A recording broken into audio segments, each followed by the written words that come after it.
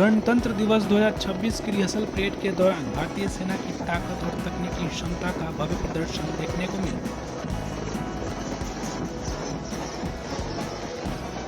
कर्तव्य पथ पर कदम ताल करती सेना की टुकड़ियों के साथ देश के अत्याधुनिक अस्त्र शस्त्र भी गर्व के साथ आगे बढ़ते नजर आए।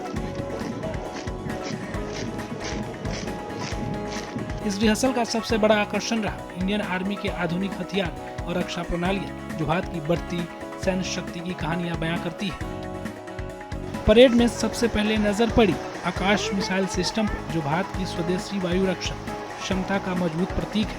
आकाश मिसाइल सिस्टम दुश्मन के लड़ाकू विमानों, ड्रोन और मिसाइल को हवा में ही नष्ट करने की क्षमता रखता है। इसकी तैनाती यह दिखाती है कि भारत अपनी हवाई सीमाओं की सुरक्षा को लेकर पूरी तरह सतर्क और सक्षम है।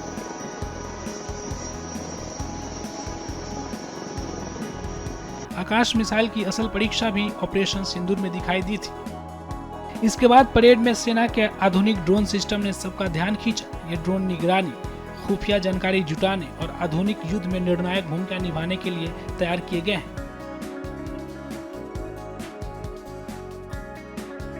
ड्रोन तकनीक आज युद्ध का अहम हिस्सा बन चुकी है और भारतीय सेना इस क्षेत्र में तेजी से आत्मनिर्भर हो रही है।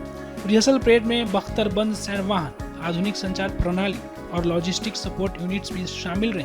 ये सिस्टम मिलाकर यह दर्शाते हैं कि भारतीय सेना सिर्फ हथियारों के दम पर नहीं, बल्कि तकनीक, नेटवर्क, रणनीति के स्तर पर भी बेहद मजबूत हो चुकी है।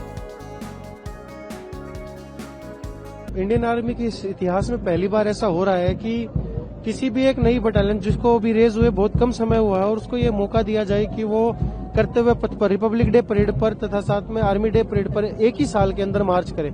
तो हम इस चीज के लिए बहुत अपने आप को लकी महसूस कर रहे हैं, गौरवान्वित महसूस कर रहे हैं कि हमें ये मौका मिला है और इस चीज के लिए हम पूरे तैयार हैं। आप लोग को जो टारगेट होता है, आपका जो काम होता है, काफी लॉजिकल होता है और इस तरह से जब सारी कोशिशें होती तब आपको याद किया जाता है अपनी जो जरूरत है, उसके बारे में क्या करना चाहिए?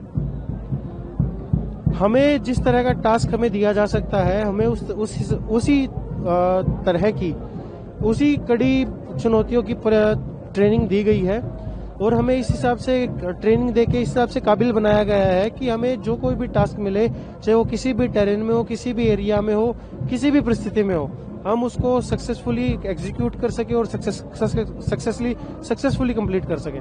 We are representing all scout battalions. They are troops consist of Arunachal Scouts, Ladakh Scouts, Sikkim Scouts, Garhwal Scouts, Dogra Scouts and Kumaon Scouts। इसमें 144 ORs हैं, 3 JCOs and 1 ऑफिसर, जो कि ट्रूप कॉम्पोजिशन है कमांड कंडीशन का। आप अभी जिस तरह से ड्रेसअप है, ये हाई एल्टीट्यूड सबके लिए जरूरी होता है, क्या कुछ चुनौतियां होती है आप?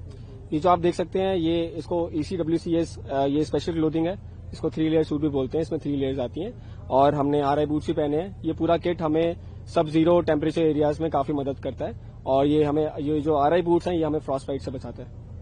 RVC जो है, remount veterinary core, Indian army की वो कोर है जो पशुओं के साथ डील करती है। कोई भी आर्मी एनिमल हो, जो एनिमल कंट्री को रिक्वायर्ड है, उसकी ब्रीडिंग, रेयरिंग, ट्रेनिंग, सब काम RVC की जिम्मेवारी होती है।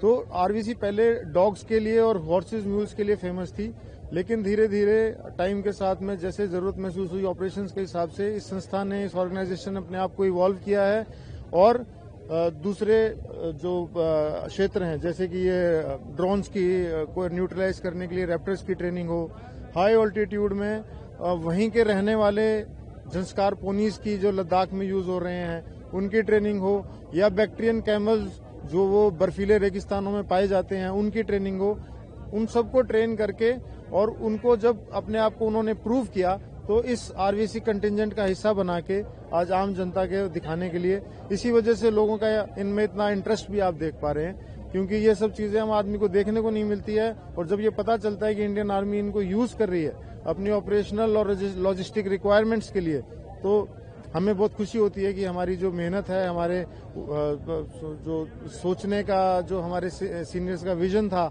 हायरार्की का, वो आज सही प्रूव कर रही है अपने आप को।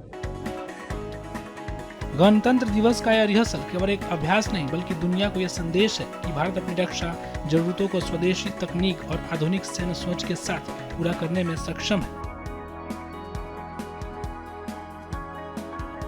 आकाश मिसाइल से लेकर ड्रोन सिस्टम तक और अस्त्र शस्त्र भारत की बढ़ती आत्मनिर्भरता और सैन्य शक्ति का प्रमाण है।